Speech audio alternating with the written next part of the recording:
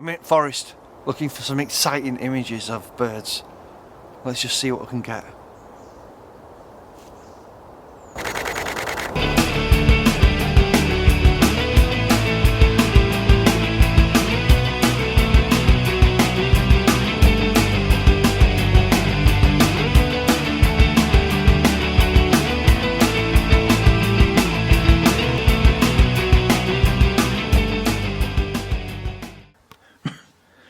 Hello everyone, just a quick unboxing video here.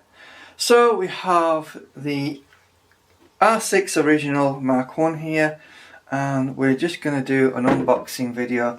So here we have a smaller box of the original R6 that we had previously, and this is the Mark 2, a smaller box. So let's just open it up.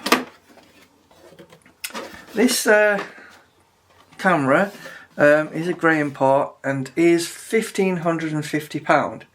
That's £1,000 cheaper than it would cost in the UK. If you're wondering how much I paid for the original, it was £2,650 off Amazon. And this is a grey import, so obviously your warranty won't be valid in the UK if you're wondering, so you may have to send this abroad. However, I don't put a lot of stock in warranties these days. It's a good camera and it should be fine for at least a couple of years. So it comes with a charger, a high capacity battery. Let's just have a look at that, which should be the new model, which is LPE6NH. So we get a nice battery. We have instruction manual if you need it. We have an R6 Mark II strap. This one is coming with a UK plug, which is a good thing, because sometimes when you buy grey imports you can get European plugs or USA plugs. And here's the camera. So this is the Mark II version, so let me just open it up. It seems to me that this is as the Mark 1 original came as, so there's no difference that I can see with this grey import version. And that's the Mark II version. We have some slight differences in terms of weight. The Mark II seems a bit lighter than the Mark 1 original. So that's nice. So visually speaking, I'm not seeing a lot of difference in terms of the back of the cameras. Virtually the layout is identical. So you've got your set buttons, your rear dial. You've obviously got your play buttons and bin basket buttons, Q button, info button, rate button, menu button is identical. The only difference that I can tell in terms of the layout on the back is on the movement dial here. It seems to be raised a little bit, so it's a bit more grippy. On the Mark II, it doesn't have that, but it still does the same thing. This little joystick on both of the rear of the camera. Visually speaking, it's pretty much identical. Now when we put it on the top, you can see there's a bit of a change there. So I'll just twist that so you guys can see. So essentially on the new model we have a dial here to select photo or video. We don't have that on the older version, and obviously where that button is, that dial is on the original, we've just got on and off. And obviously a bit more options here, such as a lock button on and off there. But apart from that, what I'm seeing is identical layout. And there is a slight difference with the strap holder. It's a bit more protruding outwards than the original. The original seems to be a bit more recessed. And one additional difference, main difference I would say, is the intelligent hot shoe here. This allows you in the Mark II version to put a microphone on that is powered by the camera, and you don't need to have one that has batteries, such as the Rode ones. You don't have to get one of the Pro ones that has a battery on. The problem with microphones that are powered is you sometimes can forget to put new batteries in, and when you do a bit of video you realise that you forgot to charge that battery. Now with the Mark II, because it's powered by the camera, you should be fine. The only thing is with the Canon microphones, they are expensive. They're about £400 for the version that should attach to the intelligent hot shoe, and obviously it has a cover on that you can take off quite easily. But that's the essentially main difference. One thing that I think it's important to note, it has been reported on the original that the shoe has had the possibility of becoming loose. Apparently there's a screw on there that may make that come off at some point. If I'm honest with you, that's never happened with me. Both are very good cameras. I will talk about the technical specifications in a different video. I just wanted to show you the difference. But in terms of visual aesthetics and how they look, they're pretty much identical. There's no major differences.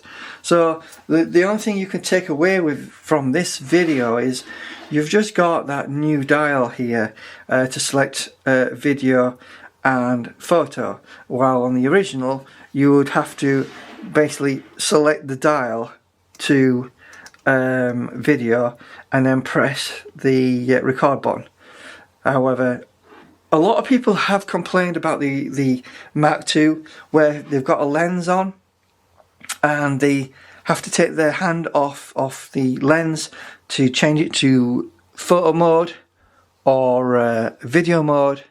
To me, I don't think that's a big deal. All you have to do is use your other hand. Not a massive deal. So I don't know what they're complaining about there. Essentially, the cameras are the same price in terms of how they were when they originally came out. So basically, if you bought this a few years ago for £2,600 in the UK, if you wanted the UK version, you would expect to pay the same. Now, if any of you guys are interested in the Mark I original, there's not a lot of differences. Obviously, there's a slight bump in specifications. Right, ladies and gentlemen, so when weighing up these two cameras, obviously there's a slight bump in specifications, such as the Mark II has 40 frames versus 20, and unlimited record time being obviously an added bonus for video work. And obviously you've got 24 megapixels versus 20. In all, they're both capable cameras. I don't think you should be concerned about whether you should really upgrade. One benefit with the Mark II is the RF prime lenses, the 800mm and the 600mm lenses give you increased autofocus boxes in terms of the size on the screen. So this is certainly a good upgrade for that if you own those lenses. However, if you don't own those lenses, I think any of these would be acceptable. Now, I had a big loss in terms of price with this camera when the Mark II came out. So obviously I've lost £1,000 resale price on this camera as soon as this one came out. But if you're in the market for a good bargain, consider getting the original R6. Unless there are some added benefits that you see in getting the Mark II, such as an increased focus box for the RF 800 and 600mm lenses. I will do a video on this. I just wanted to do a quick unboxing of what's in the box and discuss the two cameras in this video. So you can probably pick up this camera, actually grey import, What is a grey import, you might be asking? It's basically a camera designated for a different region in the world. This come from Hong Kong, cost £1,550. Now I paid £2,650 for this in the UK off amazon.co.uk. If you're interested in terms of how do you pay for these cameras, because they can be quite expensive, you can pay for them monthly on Amazon. Believe it or not, they do some sort of credit deal where sometimes, from time to time, providing you're a good customer, they'll allow you to buy it and pay for it on a monthly basis. I did that with this camera over 12 months, paying about £200 a month. Eventually paid it off, £2,650. So that's how I was able to afford the R6 originally. But then I saw this going on Panamos is a grey importer, and obviously I was able to get hold of that for a good £1,000 cheaper. If I was to buy this in the UK, it would cost basically the same that I paid for the Mark 1, £2,650 thereabouts. But if you're in the market for a good deal, you can probably save yourself £1,000 by getting the original Mark 1. Obviously, you've got 20 megapixels versus 24, 40 frames per second versus 20 frames per second. Listen, guys, don't get yourself caught up in the world of frames per second, because 10 is adequate. You know, when we had the 7D Mark II and the 90D, 10 frames per second was more than adequate. So both of these cameras are very good. It's up to you to decide which you like. This video isn't a full comprehensive introduction to the differences between the two cameras. Obviously, I'm late to the game in terms of getting an upgrade, but I just wanted to discuss it briefly. So we've done the unboxing video. Hopefully you found this interesting. Remember to like the video and subscribe. I do apologise that I've not been doing any content recently due to ill health, but hopefully we'll get another video out to you soon just to go through the differences. But if I'm honest with you, both are good cameras, and it's up to you to decide, are these differences worth it for you? Thank you for watching. Have a nice day.